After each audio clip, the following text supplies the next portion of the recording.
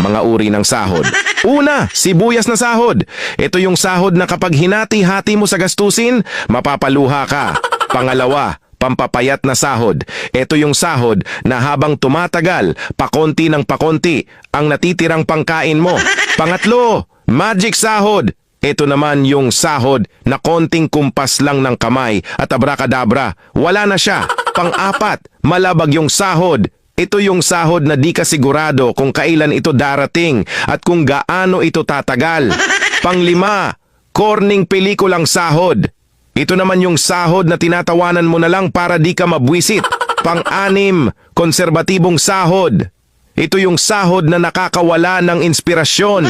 Pang-pito, baog na sahod.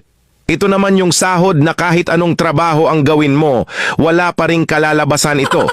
Pang-walo, reglang sahod. Ito yung sahod na isang beses isang buwan lang dumating at tumatagal lang ng 3 araw. Alin sa 8 ang sahod mo?